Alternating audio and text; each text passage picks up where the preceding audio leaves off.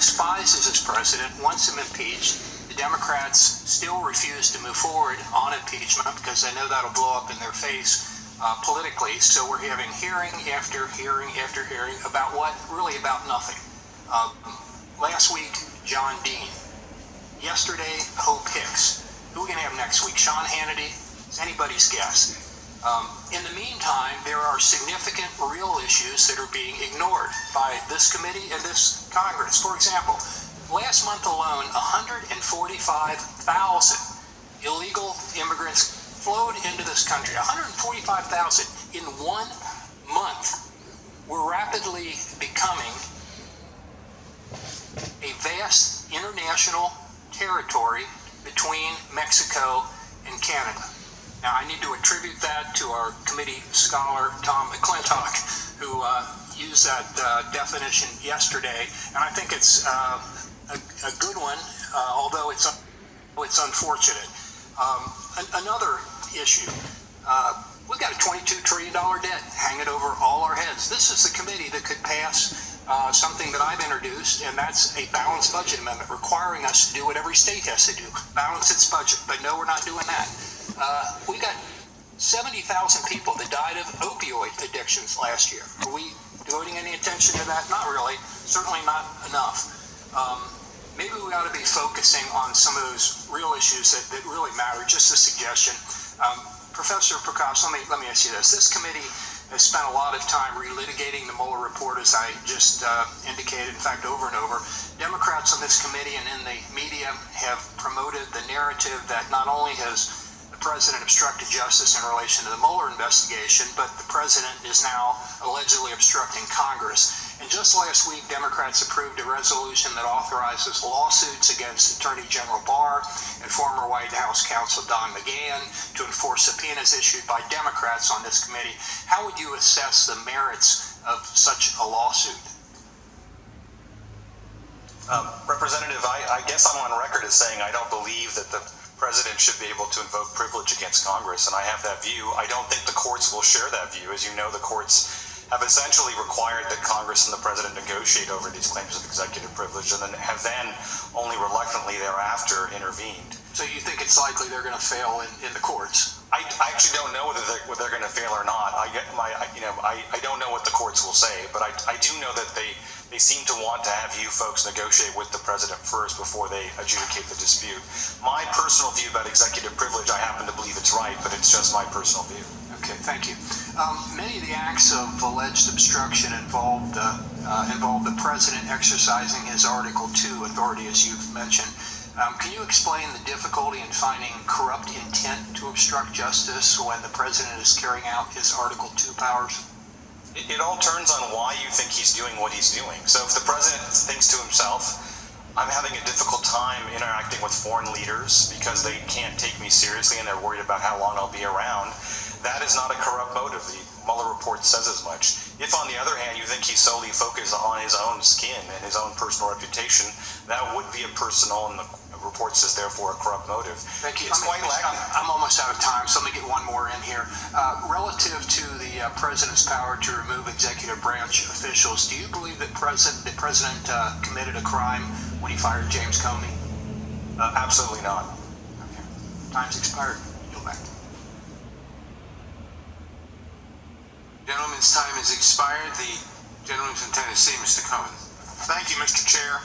I've noticed some constituents of mine from my zip code, let alone my district, here, and I'm so happy they're here because they get to see what I have to put up with week after week after week.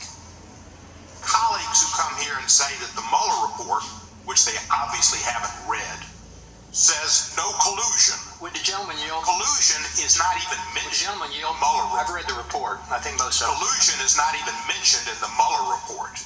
The issue was conspiracy, number one. Number two, it says no, the Mueller report said no obstruction. The Mueller report did not say that. The Mueller report said if we could find that the president didn't commit a crime, we'd say that. And it said we do not in any way exonerate him from committing obstruction of justice. Would the gentleman we yield? hear also... I said the Attorney General said that. Would you hold him out of order? It's my time. Is out of order. And he says we have hearings about nothing. Hearings about nothing? Hearings hearings about the Russians interfering with our elections. That is in the Mueller report. That is the whole first half of it, and tells us that the Russians interfered with our elections, and we're having hearings about nothing. This is not 38112.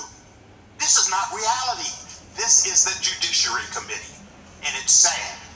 The Russians did interfere. Ms. Cordero, you said that the Russians did interfere, and you said that it would be disqualifying that a political team would craft a message around WikiLeaks or around the social media. And you said it's in conflict with the oath of office that the president takes to faithfully execute the laws of our nation, and taking that, and also taking foreign information on an election, which President Trump said he would do. If this committee gets into an impeachment inquiry, do you believe these are areas that should be looked into? Yes. I think if this committee were to initiate an impeachment inquiry, there's a variety of things that they could look into. One of the most important would be the matters discussed in Volume 2 of the report. I think the special counsel's report lays out at a minimum 4 to potentially 6 acts of potential obstruction that the committee could continue. The second, probably most important thing that is in the report that the committee would want to look at is the prior campaign's willingness to receive foreign assistance, be the beneficiary of a foreign intelligence operation, and almost more significantly, current statements indicating a current and future willingness to take that assistance. Thank you, ma'am. Professor Hassan, you said that the Mueller report said that opposition research was illegal. You said the Mueller report cited that taking opposition research from a foreign nation would be illegal. Is that correct? So I'm looking at the report on its pages 100 and it starts on pages 184, 185, and then it talks about going on to 186, Federal Election Commission ruling so holding that opposition research counts as a thing of value, and from that the report concludes that accepting it can be considered illegal, although it does note there's no judicial decision. That issue never came to a court, so there was no judicial decision holding that, but that's what Federal Election Commission authority so holds. And if we had an impeachment inquiry, the Congress could certainly take that into consideration. Is that not true? Yes. And let me ask you this. If the report said, the Mueller report says that taking opposition research is something of value and therefore illegal to take, if President Trump, who said he read the Mueller report, read it, would you presume, as Professor Prakash has said, maybe he just forgot that he read that? Or did he not read it because he obviously doesn't understand it? Well, I don't know what the president reads or doesn't read, but I can tell you that... I suspect the latter part of your answer is the most voluminous, what he doesn't read. Dr. Polyakova, Polyakova. I'm sorry. The Russian military was definitely involved in this, right? Yes. Would that have to come from Putin? You mentioned the oligarch, but the oligarch wouldn't have done it on his own, would he? I would just correct to say that we know from the report there was the Russian military intelligence arm that was involved. It is my understanding from how the Russian state functions that there are several proxies that do the bidding of the Kremlin, and it is very likely that there was a guiding principle sent to various proxy agents, including the GRU, including Mr. Prigozhin, who's extensively mentioned in the report, to carry out an operation against the United States. We don't know, because of various redactions, if Mr. Putin himself gave that order or not, but very likely he was very well aware of what was happening. Thank you. Now yield back to the remainder of my time. Thank the gentleman. The gentleman from Ohio, Mr. Jordan. Thank you, Mr. Chairman. Professor Prakash, you got an undergraduate degree from Stanford, law degree from Yale, and you're a professor at the University of Virginia. It's not the Big Ten, but that's pretty darn impressive. And your focus is on the Constitution, is that right? Yes. All right. So about, 10, 12 weeks ago, the Attorney General of the United States testified in front of the United States Senate. And the Attorney General said some interesting things. He said, first of all, there was a failure of leadership, talking about the origins of the Trump-Russia investigation. He said there was a failure of leadership at the upper echelon of the FBI. We certainly know that's true. Everyone who ran the FBI in the Obama administration has been fired, demoted, or left, and 2 are under investigation by the Justice Department. He then said spying occurred. He said it twice. Third, he said there was a basis for his concern about the spying that took place, namely, was it properly predicated? And finally, he used 2 terms that I think should frighten every single American citizen. He used the term unauthorized surveillance and political surveillance. Are you troubled by or concerned by, as a constitutional law professor, concerned by some of the things that the Attorney General raised in his testimony a few weeks back in front of the Senate? Representative Jordan, I don't know, I wasn't here to talk about that, but of course, I think everybody ought to be troubled by the prospect that the tools of investigation might be turned against opponents. Of course, if this administration did this to the Democratic nominee, I would be troubled by that as well. So would I. Of course, I agree with the Attorney General. The question is whether it was adequately predicated. Let me give you a couple things we do know. Bruce Orr worked at the Justice Department. When we deposed him, he told us a few interesting things about the now famous dossier.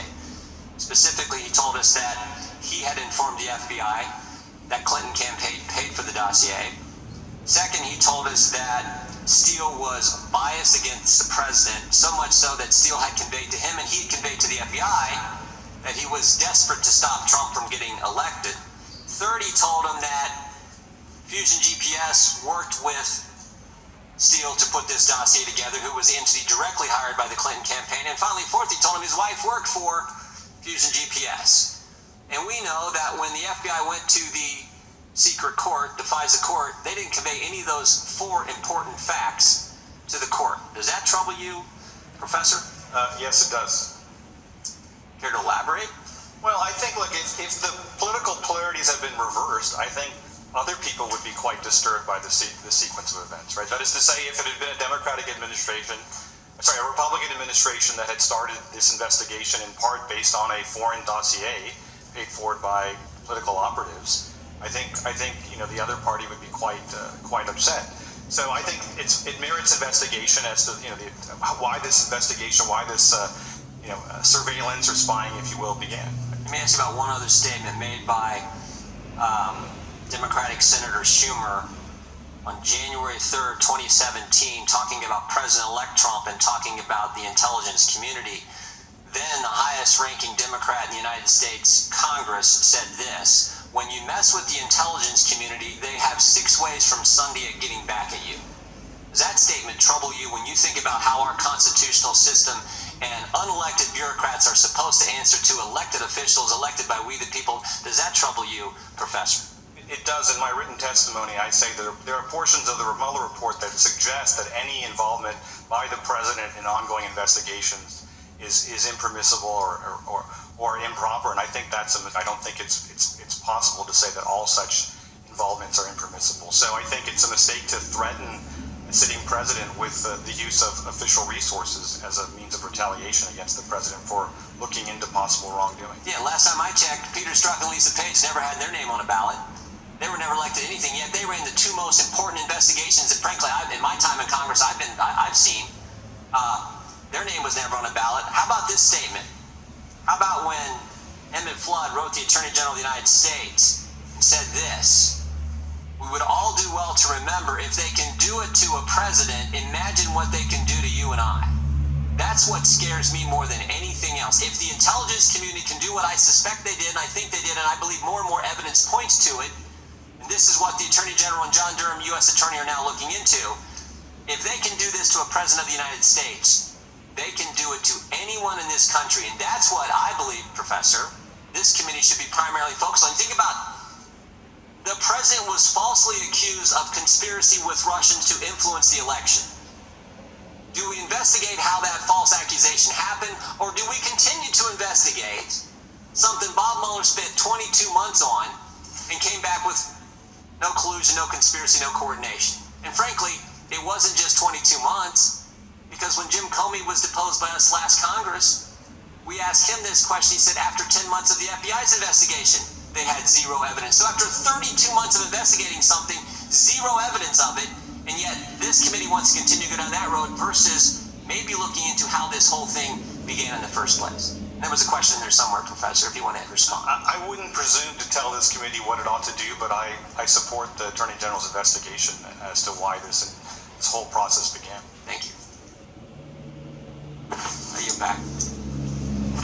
Thank you. I'd remind the gentleman that the investigation was not predicated on, it is well established the investigation was not predicated on the Steele dossier, but rather on the testimony, on the observation of Mr. I don't think I said that. I think I asked the constitutional law professor if that was The gentleman appropriate does to not do have what they the did in time. front of the FISA court. I didn't Gentleman ask him does- whether it was predicated. Gentleman does not have the time at the moment. I'm responding to what you just said You're about not responding because I'm in the middle of saying something. I would remind the gentleman of three things. One, the investigation was predicated on the incident with George Papadopoulos.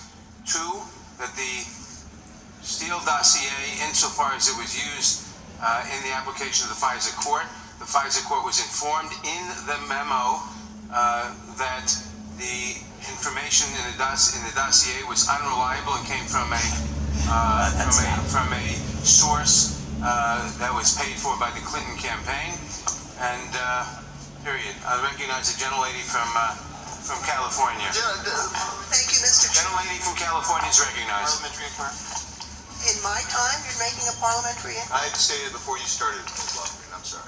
I requested parliamentary inquiry. Gentleman will state a parliamentary inquiry. My inquiry is this, is the chairman going to permit himself to rebut every Republican who's asking questions or making statements in the remainder of this hearing? No, not every. Gentlelady from California. Thank you, Mr. Chairman. I have some questions, but I do want to address the issue that was just raised. I do think it's important to note footnote 465 that basically says that the foreign government conveyed information to the U.S. government that really was the origin of this investigation. And I will also say this, I don't know how many people other than myself have read the entire FISA application that was provided to the Congress in the last Congress, but I did, and they provided not only the FISA application, but all of the underlying evidence that was provided to the court, and I started reading it at 9 in the morning, and I ended up canceling my entire day because it took me till 5 p.m. to read the entire application, and I would just suggest to members who have not read the FISA application that it would be advisable to do so before suggesting that there was improprieties. Now to the questions that I have. You know, we've talked a lot about volume 2 of the report, and there are concerning matters there, certainly. But I am concerned about some of the report, and much of it is redacted, as we know, and I look forward to seeing the redactions and the underlying evidence. But there were a substantial number of contacts between the Russian government and the Trump campaign in a way that, I mean, I've been involved in campaigns where I've never seen anything like this.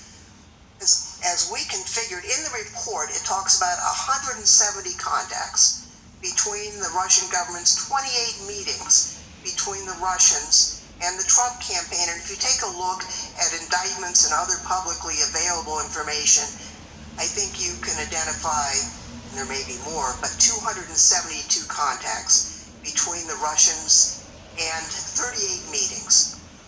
That's just weird. I mean, I've never seen anything like that in any campaign I've ever been involved in. And I'm just wondering, Dr. Polikova, you are an expert on Russian affairs. Doesn't that indicate, I mean, that wouldn't happen without the Russian government countenancing that, because that's a high-profile risk for Putin to interfere in the government's others. It could lead to a whole set of ramifications if it ended up being a losing proposition. It's a high-risk effort, I think. If I'm wrong, you'll tell me. Wouldn't that have to be a product of a strategy by the Russian government?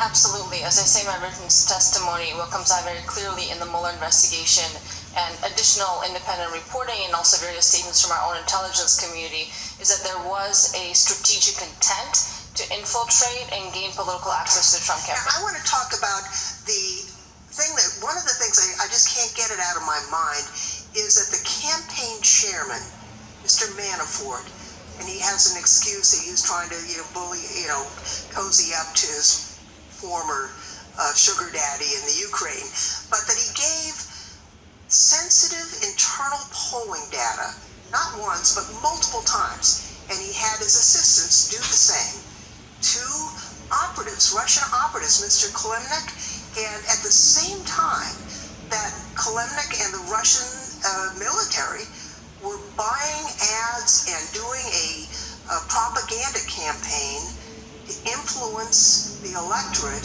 in those same states to benefit Trump. It strikes me that having that kind of internal polling data as a show of good faith is unusual. I don't know if Professor Hansen or whether you have enough familiarity in the running campaigns to say that that would be kind of an odd thing to do. I'm not on the campaign side, I'm on the law side, so I can't. Can Ms. Cordero, I mean, we don't have an election manager here, but it strikes me, I mean, I've been involved in many, many, many campaigns. I've never seen anything like that. Has any one of you taken a look at the role that the Russian military played in supporting third-party candidates through their social media efforts? Dr. Polenko, have you looked at that? In the United States specifically? Yes. I have not seen other evidence, mainly because in open source it's very difficult to do. We really need information from the intelligence community, and that is why the Mueller report is the most comprehensive research on that matter. I'll just say this, that there were thousands of tweets really aimed at millennials and African American voters, urging them to support the Green Party candidate and criticizing the candidacy of Hillary Clinton. Finally, I'll say that my colleague Sheila Jackson Lee talked about Chairman Gates was going to do a press strategy with the WikiLeaks release. Wasn't the WikiLeaks release coordinated with Russia in your judgment, Dr. Polikova? It is correct that Russian agents under the guise of Lucifer 2.0 DC Leaks did coordinate the release of the stolen information with WikiLeaks. It also seems clear from the Mueller investigation that members of the campaign were eager to publicize that information when it came out. My time has expired, Mr. Chairman. Thank you for your indulgence. Thank the gentlelady. The gentleman from Texas, Mr. Ratcliffe. Thank you, Chairman.